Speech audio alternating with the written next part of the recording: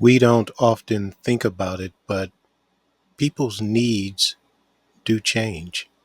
When you're young, you think about pain in your body differently than when you get older. Just as getting old calls you to think about your body differently and your activities differently, so does your thinking change. When your thinking changes, so does your needs. That's how marketing works. It anticipates your needs and already have in place resources to address them. Now, let's analyze this from two vantage points.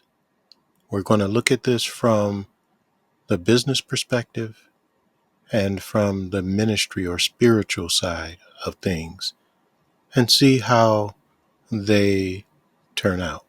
Let's start from the ministry side and lay some groundwork so that you could understand where I'm coming from.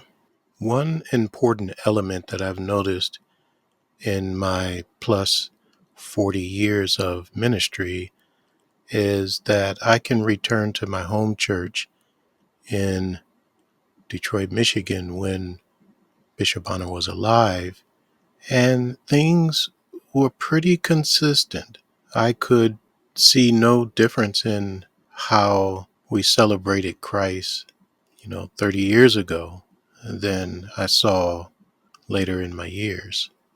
So there is a phrase that is often echoed throughout the church that God is the same today as he was yesterday, and therefore it is expected that we don't change.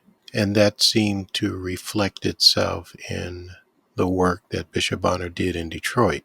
As people begin to grow as a person, their needs begin to change.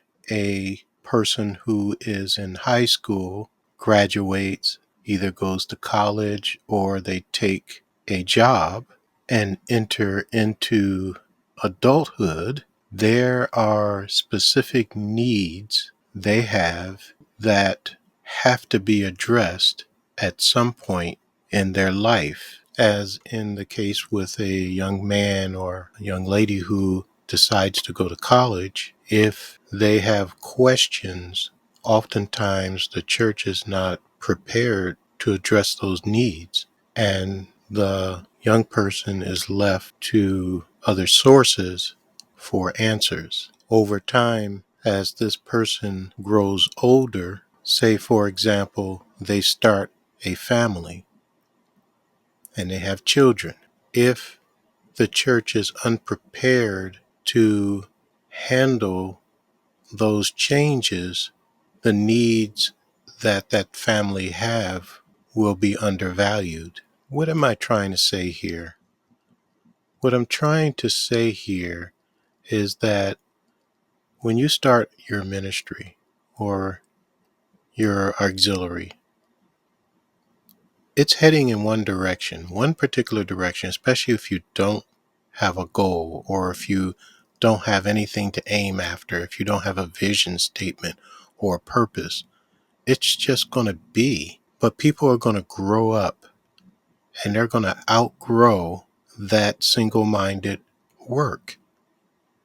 And their children, if they have grown up in that setting, will have heard it all.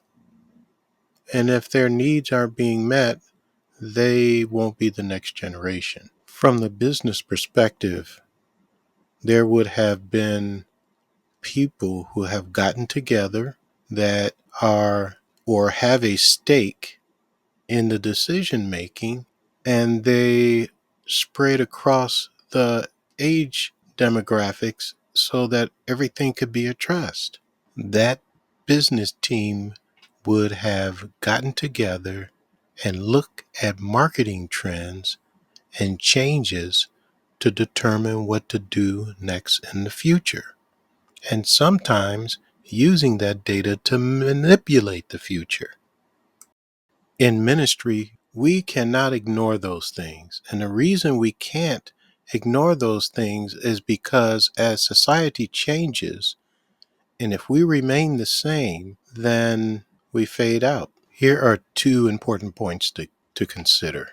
You're running a business and a ministry, and they can't be mixed together. They have to operate separately. Here is where a shared system comes in handy. People are carriers of information. There's a large number of men who have started churches. With their knowledge, collectively, they can build a system that can help start up churches or start up ministries. And because they developed differently from one another, they can address all the different types and needs that individual ministries have. And they can assist in making decisions about the business side of things. So, what are we doing here? What we're doing is we're building a system full of knowledge where everybody can go and share their experiences and learn from one another. Then, as that small ministry begins to grow and find themselves addressing a specific need, that database of knowledge already exists. And all they need to do is just go there and find the piece that fits their situation and use it. Let's talk. I want to hear your thoughts.